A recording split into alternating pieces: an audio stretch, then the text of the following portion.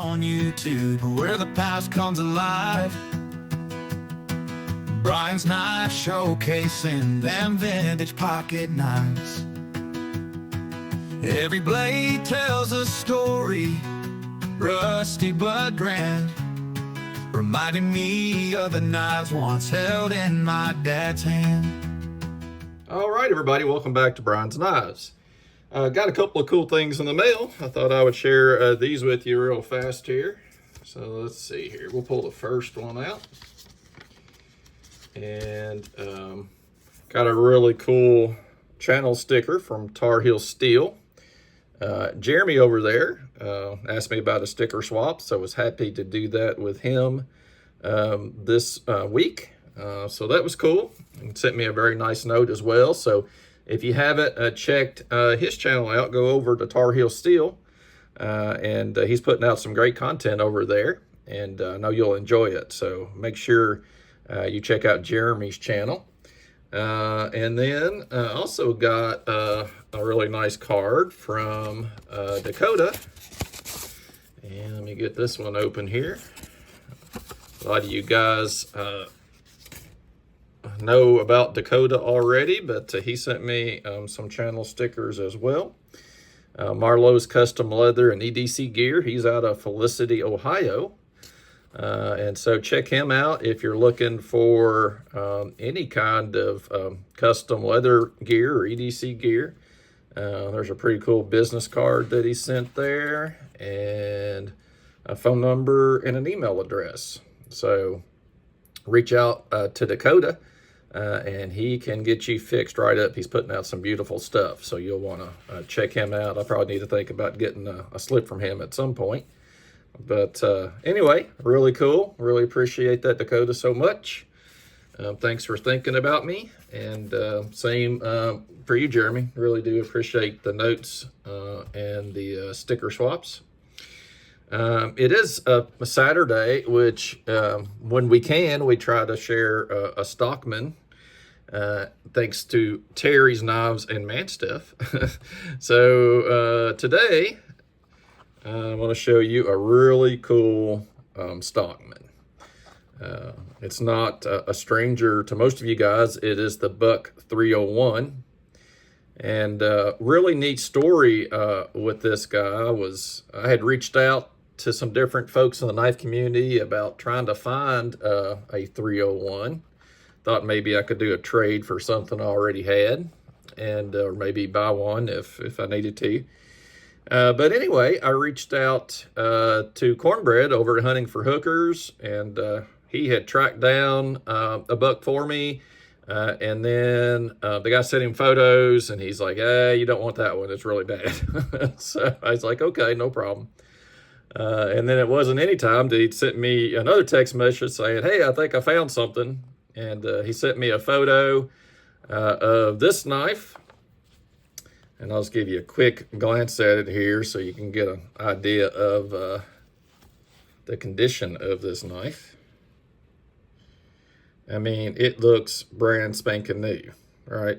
I don't think it's ever been sharpened or carried from the looks of it. Anyway, I was like, that's really cool. And I was about to ask him, you know, what the next step was, if the guy was looking for a trade or just for a purchase.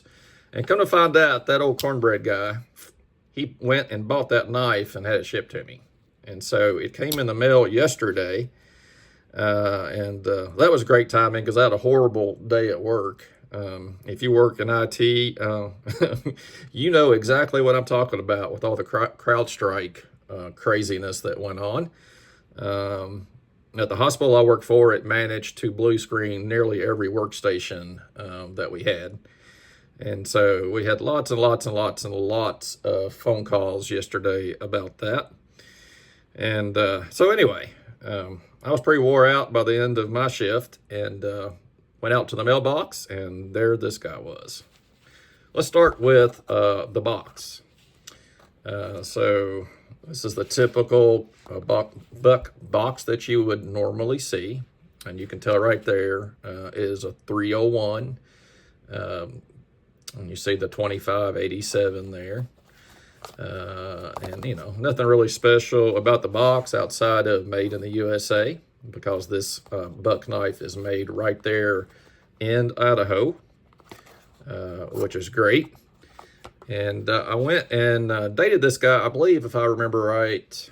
So you get old, you can't remember anything. I'm pretty sure maybe that was around 2000 is when this knife was made. So it's got some age on it, but definitely doesn't really show any wear at all. So really cool knife. Let me see if we can focus in on that tang stamp. I think you can make it out there. And I just love this knife. It is a banger of a knife. Take a look at that blade. Isn't that cool? Got your traditional nail nick at the top. Got all this swedging right here. It's really neat. And look at that's a nice thick blade as well. And sharp, as every buck knife tends to be. Sharp as a razor. You can see the buck logo here that you're used to seeing on these knives. And one of the things that's awesome about these Stockmans is each blade has a separate back spring. So 3 back springs for 3 blades, which I think is really great.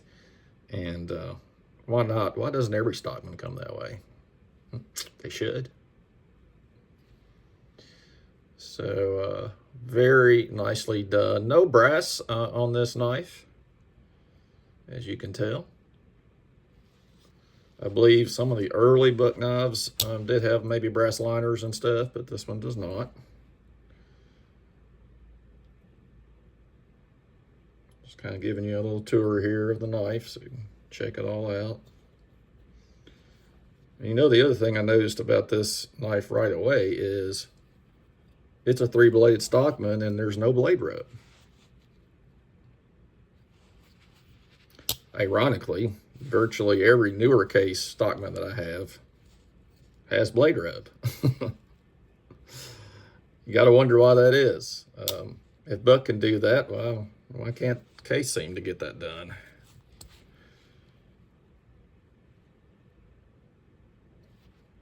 Maybe I'm giving them too hard of a time. I've not seen a ton of these Buck 301s, so maybe you see some with blade rub, but this one certainly does not have any. So really nice pocket knife. Let me grab a Case Stockman just to do a little comparison here. I've always got one of those close by. So we'll go with the big 75 pattern. And let's pull out a medium Stockman as well. I think the Buck's going to fall kind of in between these. So yeah, so let's look at these two first. And so you can tell that the K75 pattern is definitely a larger knife than the Buck 301.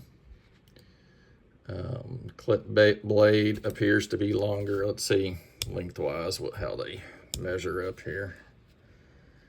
So we kind of go, yep, so 75 blade's definitely going to be a little bit longer. Well, I don't know, it's pretty close, I think. Well, not if you go this way. Okay, so yeah, a little bit longer, I think. Definitely has more of the California style clip on the case, and you can tell this one has a much more defined angle on the clip blade there. And then thickness wise, if we close these up here and take a look,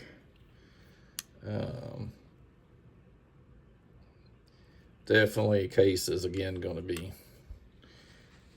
be larger for sure.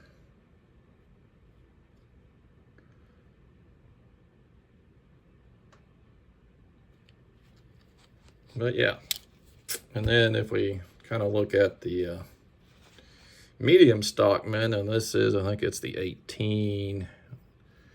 Let's see, make sure I'm right here. Yeah, so this is the 62-18 pattern. And you can see some blade rub right there on this one. Had this knife a long time.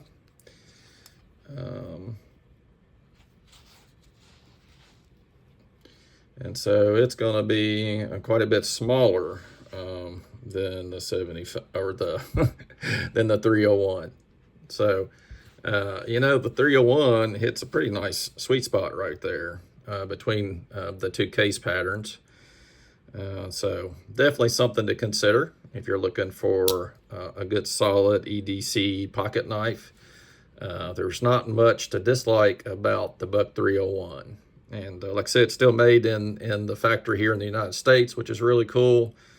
And they make a darn solid pocket knife. Dad carried one of these. I remember growing up as a kid, he had one that he used and carried.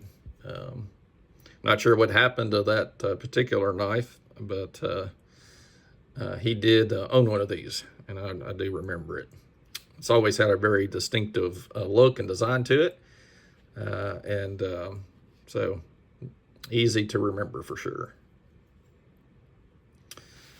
All right, well, again, thanks to Mike over at Hunting for Hooker so much for the nice gift. I was not expecting that, brother, and you know it. And so I did what any good friend would do and turned around and mailed you off a knife. So that's what you get, buddy. Anyway, and Cornbread's got a birthday coming up, I think on Monday. So make sure you send him some happy birthday wishes on his channel as well. But really kind gesture, really kind gift. And I say it again and again, the folks in the knife community tend to be pretty generous people. And it's my pleasure to know Mike and to have him as a friend, and grateful for that for sure. All right, guys. Well, going over to my mom's and stepdad's today. I'm celebrating my brother's birthday.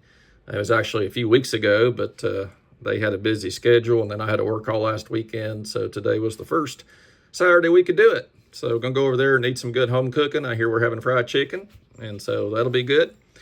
And anyway, hope you guys have a good Saturday as well. Enjoy your day, and we will see you in the next video. As the video ends and the screen fades to black, I feel warm from the memories it brings back. Dad's legacy lives on in each collector's find. In those vintage blades, I feel them close intertwined.